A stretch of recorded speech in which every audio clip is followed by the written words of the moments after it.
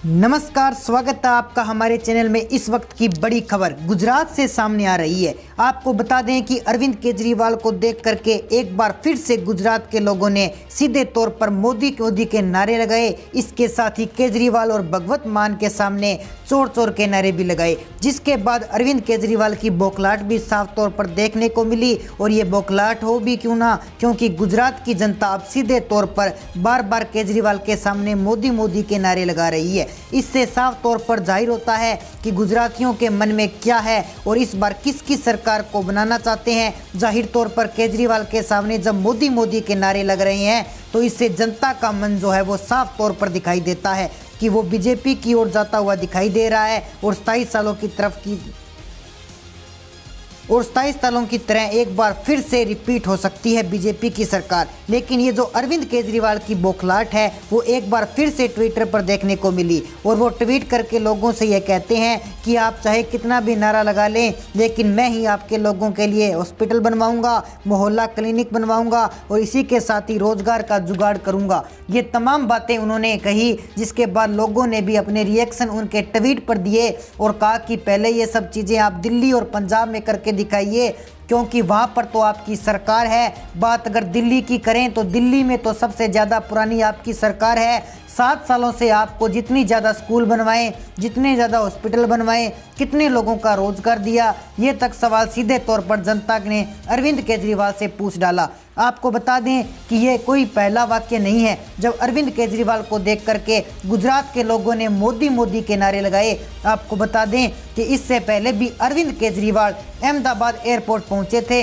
गुजरात में ही चुनाव प्रचार करने के दौरान। तब भी एयरपोर्ट से जैसे ही वो बाहर निकले, वहां पर मौजूद लोगों ने अरविंद केजरीवाल के सामने मोदी के नारे लगाए थे। वहां पर देखने को मिल जाता है कि जैसे अरविंद केजरीवाल की फजीयत हुई थी एयरपोर्ट पे, और एक बार फिर से भगवत मान के सामने अरविंद केजरीवाल की फजीयत हो गई, क्योंकि जब ये दोनों ही रोड शो के दौरान एक रैली को संबोधित करने जा रहे थे, तभी गुजरातियों ने वहां पर ना सिर्फ मोदी और चोर चोर के नारे लगाए बल्कि काले झंडे भी दिखाए। यानी कि सीधे तौर पर गुजरातियों का कहना है कि वो केजरीवाल को एक्सेप्ट नहीं करना चाहते।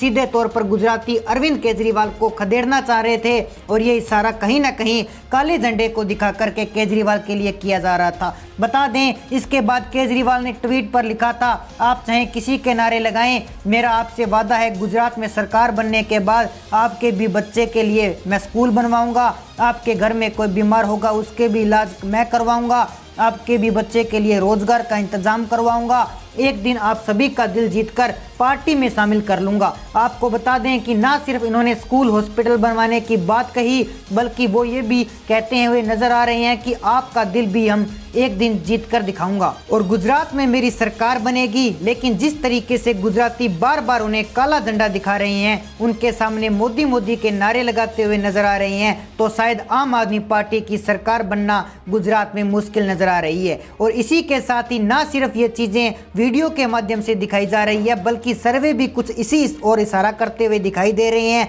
कि गुजरात में आम आदमी पार्टी का स्तर क्या है, तीसरे नंबर की पार्टी मानी जा रही है वहां पर। और सर्वे के मुताबिक यही दिखाया जा रहा है कि गुजरात और हिमाचल प्रदेश में मात्र 2 या 3 सीटें ही मिल जाए अरविंद केजरीवाल को तो यह काफ़ी होगी। आपको बता दें, दरअसल गुजरात में भी विधानसभा चुनाव को लेकर के काफ़ी ज़्यादा घमासान मचा हुआ है। तारीखों का ऐलान होना फिलहाल गुजरात चुनाव को लेकर में बाकी है, लेकिन हिमाचल प्रदेश में चुनाव का ऐलान हो चुका है, इसके तारीखों का ऐलान। लेकिन गुजरात की बात की जाए तो सभी राजनीतिक दल अब अपनी ओर से पूरे दम और शक्ति लगाकर प्रचार प्रसार में जुट चुके हैं। इसको लेकर दिल्ली के मुख्यमंत्री अरविंद केजरीवाल और पंजाब के सीएम भगवत मान, इन दोनों को काफ़ी ज़्यादा गुजरात में मोर्चा कर डटे हुए हैं। लेकिन देखने को मिला कि कैसे नवसारी में रैली के दौरान केजरीवाल को देखना पड़ा कि बीजेपी समर्थक और वहां पर मौजूद लोगों का सामना करना पड़ा। इस दौरान वहां पर मौजूद भाजपा समर्थकों और आम आदमी नागरिकों ने उन्हें काले झंडे दिखाए और इस दौरान जमकर नारेबाजी भी की।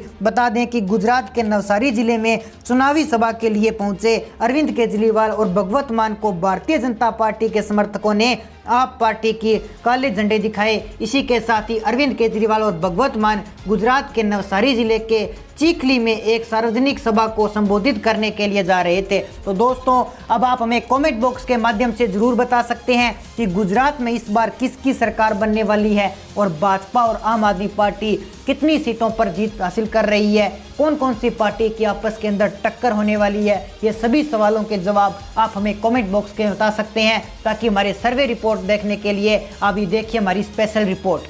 शुरुआत करते हैं गुजरात के 33 जिलों की सभी 182 विधानसभा सीटों पर राष्ट्रीय सट्टा बाजार ने अपनी नजरें टिका रखी है, जिसके मुताबिक सट्टा बाजार के व्यापारियों ने गुजरात की सभी 182 विधानसभा सीटों पर सटीक सर्वे कर सर्वे रिपोर्ट को देश के सामने रख दिया और राष्ट्रीय सट्टा बाजार ने गुजरात की सभी 182 सीटों को 4 हिस्सों में बांटकर सर्वे किया है। उत्तर गुजरात में 32 विधानसभा की सीटें हैं, दक्षिण गुजरात में 35, मध्य गुजरात में 61, सौराष्ट्र और कच्छ की 54 विधानसभा सीटों पर सट्टा बाजार के व्यापारियों ने जनता जनार्दन के बीच में रहकर आम जनता की मन की बात को जानकर सर्वे तैयार किया है। शुरुआत करते हैं उत्तर गुजरात की 32 विधानसभा सीटों से, जहां राष्ट्रीय सट्टा बाजार के व्यापारियों ने जनता जनार्दन के बीच में रहकर सर्वे किया और अन्य को 0 से 1 सीट जाने का अनुमान लगाया है। वहीं आम आदमी पार्टी को 2 से 3 सीटें मिलने का अनुमान उत्तर गुजरात में सट्टा बाजार लगा चुका है। कांग्रेस की चर्चा करें तो 6 से 9 सीटें कांग्रेस को मिल सकती है, तो वहीं भारतीय जनता पार्टी 18 से 21 सीटों पर कब्जा कर सकती है। राष्ट्रीय सट्टा बाजार के व्यापारियों ने उत्तर गुजरात की 32 विधानसभा सीटों में से भारतीय जनता पार्टी को सबसे बड़ी पार्टी बनाते हुए 18 से 21 सीटें सौंप दी है। दक्षिण गुजरात की तरफ बढ़ें तो 21 सीटें सौंप दी। दक्षिण गुजरात की तरफ हम बात कर लेते हैं। दक्षिण गुजरात की 35 विधानसभा सीटों में से राष्ट्रीय सट्टा बाजार ने 0 से 1 सीट अन्य के खाते में डाल दी है, तो वहीं 2 से 3 सीटें आम आदमी पार्टी को जाने का अनुमान लगाया गया है। 4 से 7 सीटों पर कांग्रेस का कब्जा रह सकता है, तो वहीं भारतीय जनता पार्टी 24 से 27 सीटों पर दक्षिण गुजरात में कब्जा कर सकती है। राष्ट्रीय सट्टा बाजार ने दक्षिण गुजरात की 35 विधानसभा सीटों में से भारतीय जनता पार्टी को सबसे बड़ी पार्टी बनाते हुए 24 से 27 सीटें सौंप दी है। मध्य गुजरात की 61 विधानसभा सीटों की तरफ बढ़ें तो राष्ट्रीय सट्टा बाजार ने मध्य गुजरात की 2 से 3 सीटें अन्य के खाते में डाल दी है, तो वहीं 4 से 7 सीटों पर आम आदमी पार्टी का कब्जा होने वाला है। अनुमान सट्टा बाजार द्वारा ये लगाए जा रहे हैं। कांग्रेस की तरफ बढ़ें तो 5 से 8 सीटों पर कांग्रेस कब्जा कर सकती है, तो वहीं मध्य गुजरात में भारतीय जनता पार्टी 40 से 43 सीटों पर कमल खिलाने में कामयाब हो सकती है। राष्ट्रीय सट्टा बाजार ने मध्य गुजरात में भारतीय जनता पार्टी को सबसे बड़ी पार्टी बताते हुए 40 से ज्यादा सीटें वह वो सौंप दी है। गुजरात के आखिरी और सबसे महत्वपूर्ण क्षेत्र सौराष्ट्र कच्छ की अगर हम बात करें तो सौराष्ट्र कच्छ की जो बात कर लेते हैं तो वहां की 54 विधानसभा सीटों पर एवरेज चर्चा करें तो राष्ट्रीय सट्टा बाजार ने सौराष्ट्र में 0 से 1 सीट अन्य के खाते में डालते हुए 5 से 8 सीट आम आदमी पार्टी को सौंप दी है, तो वहीं कांग्रेस को 8 से 11 सीटों पर सौराष्ट्र में कब्जा कर सकती है। सौराष्ट्र और कच्छ विधानसभा क्षेत्र में राष्ट्रीय सट्टा बाजार ने भारतीय जनता पार्टी को 34 से 37 सीटों पर कामयाबी हासिल होने का अनुमान लगाया है। सौराष्ट्र कच्छ क्षेत्र की सभी 54 विधानसभा सीटों पर राष्ट्रीय सट्टा बाजार ने भारतीय जनता पार्टी को सबसे बड़ी पार्टी बताते हुए 34 से 37 सीटें सौंप दी है। गुजरात विधानसभा चुनाव के चारों रीजन की 182 विधानसभा सीटों पर एवरेज चर्चा करें तो राष्ट्रीय सट्टा बाजार ने अन्य के खाते में 2 से 3 सीटें सौंप दी है। आम आदमी पार्टी और केजरीवाल 15 से 18 सीटों पर गुजरात विधानसभा चुनाव 2022 में कब्जा कर सकते हैं। वहीं कांग्रेस की चर्चा करें तो भारत जोड़ो जैसे फर्जी आंदोलन चलाकर कांग्रेस को 28 से 31 सीटों पर कामयाबी हासिल हो सकती है। तो वहीं पिछले 2.5 दशक से गुजरात में राज करने वाली भारतीय जनता पार्टी को मोदी जी के नेतृत्व में राष्ट्रीय सट्टा बाजार ने 127 से 130 सीटें सौंप दी है।